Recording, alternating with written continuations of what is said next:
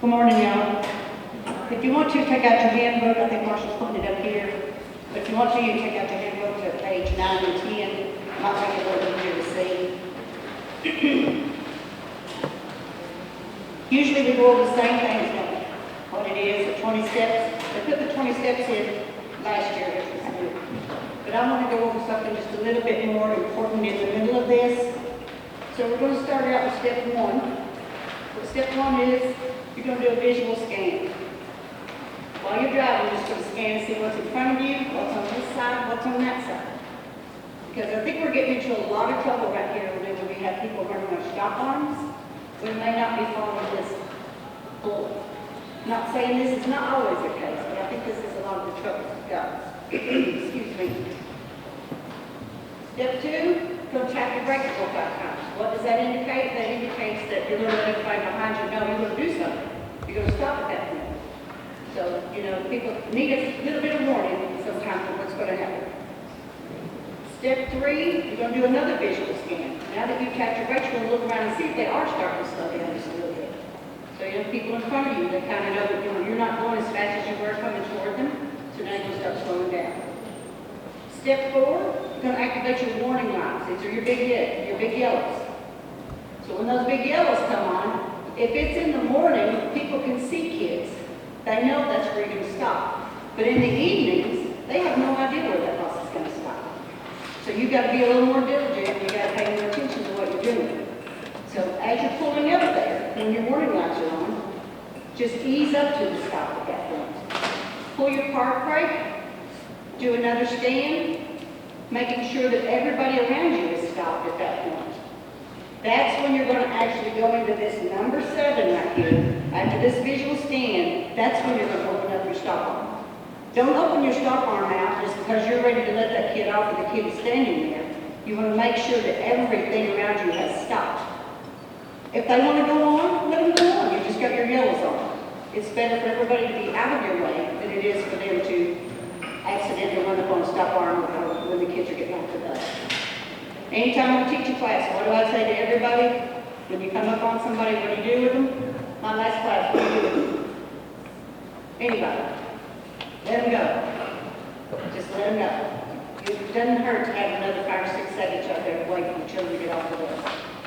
So now you're going to go on with your stop arm on to 8. That's when you're going to open up your stop arm. Okay? Do another visual scan. Now you're going to open your door.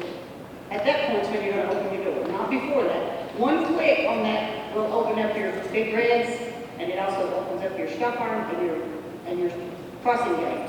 You still have your door closed at that point. Once that door is open, if you run up and you flip that door open, that invites every kid to get off at that moment. But if the door's still closed, they can't get off. So now, when it's set to do through, that's when you open your door. Count your kids. You want to count your kids as they get off, as they exit the bus. So I only have 3 kids that get off here. And the way, I don't know how you all do it, but I do it in the mornings. My youngest child gets on first. That way the oldest child is in the back of them, and they can ensure that if they start to fall, they got them. And in the evenings, my oldest child's going to get on first. And he's going to wait for the other ones to come on. Then he's going to help those kids remember to get off. I don't know how you do it, that's how I do it. Tell them to hold on to the handrail. Then do another visual scan to make sure that all your kids are out of the way. I challenge you at 25 feet, not 10. The law says 10 feet, but I challenge you to 25. It only takes about another half a second because they're ready to go home. And then once it's all clear, you're going to shut your door down. You still haven't released your stop arm at that point. You're just going to shut your door together. Take another good scan. Once everything is clear, that's when you release your stop arm all the way down, and then you can proceed to go. So it is a 20-step process. Used to be, what was it, Pat? I think about 18 or something. So that's whenever you just go ahead and shut that door down. Now you put your bus back in gear. I think we missed that gear in the front there, didn't we? I didn't see the rest and talk about the other stuff. So it's always brake first, brake last. So you pull that park brake, put it in neutral. So I did miss that point. And then now we're going to put it back into gear, release your parking brake, do another visual scan, and then take off. So does anybody have any questions on this at all? It's in the book. Just look at it. I know we all become complacent to to pulling up, wanting the kids to get off, and especially at the beginning of the year, because we really don't know where they go, and everybody is just chaotic. So just be really careful and try to follow these 20 steps. This is state law, these 20 steps, so make sure we're working on that. And keep documenting the ones that run the stop arms, but be real careful whenever you are there for the stop arm, for them to, when you do stop, and you do put out your stop arm, and your big reds are on, don't open your door until everybody stops or going out of your way. Just don't open the door, if that makes it safest. That's all I've got, you guys. Welcome back.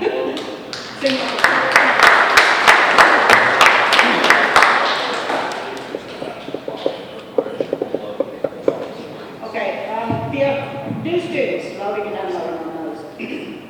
I think it's just where we teach in class and I just forget about it sometimes.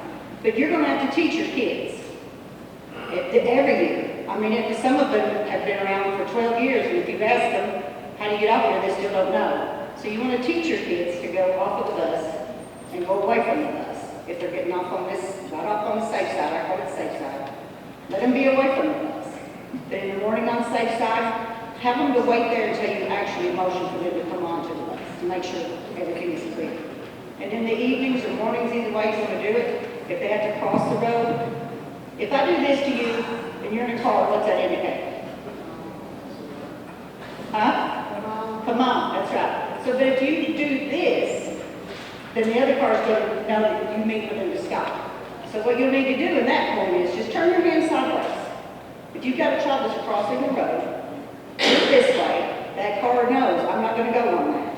You're just going to turn your hand sideways, point your finger toward that child, and walk them across the road. Same scenario in the evening. If they're getting off, you want to stop them in front of your bus, which that will be the other hand at that point. Stop them in front of your bus. And when you clear it, and you teach them to clear it as well. Teach them to not walk across that road. Because right now, what do you see? Every kid has a cell phone. Every kid. When they get off the bus, they're walking like this. So and it's like they can't wait 2 seconds to see whatever's on that cell phone. So implement some kind of rule or something that says when you're getting on or off my bus, no cell phone is to be used. You know, it's, what is it, 5 seconds or something, whatever it is. But implement it to where they can use it.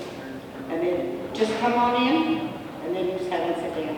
But make sure you use those hand gestures. Everybody needs to be in the same hand gesture. Don't do that, because that indicates that somebody can come on by. So I think that's it. I'm going to hand it back over to Rob. And again, welcome back, guys.